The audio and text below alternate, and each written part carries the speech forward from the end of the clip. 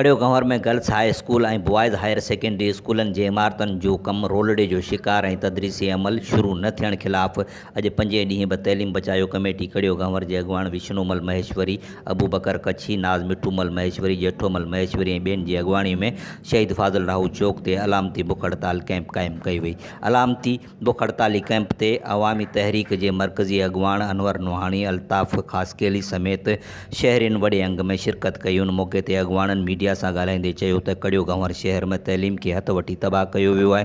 गुज़िरियल 5 सालनि खां नियाणियुनि जे स्कूल जो कमु रोलड़े जो शिकार आहे, जॾहिं त छोकिरनि जो हायर सेकेंडरी स्कूल 4 सालनि खां गैर फ़ाल बणियल आहे, जंहिं करे शागिर्दनि जो मुस्तक़बिल तबाह थी रहियो आहे। हिननि वधीक चयो त अफ़सोस सां चवणो पवे थो त हिन बुनियादी मसइले ते बि असांखे पंहिंजे ॿारनि सां गॾु रोडनि ते बुख हड़तालूं करणियूं थियूं पवनि। हिननि वस वारनि खां मुतालबो कंदे घुर कई आहे त कड़ियो गंवर जे ॿिन्ही स्कूलनि जे इमारतुनि जो नोटिस वठी तइमीराती कमु मुकमल करे तदरीसी अमल बहाल करे नौजवाननि ऐं नियाणियुनि जो मुस्तक़बिल तबाह थियण खां बचायो वञे।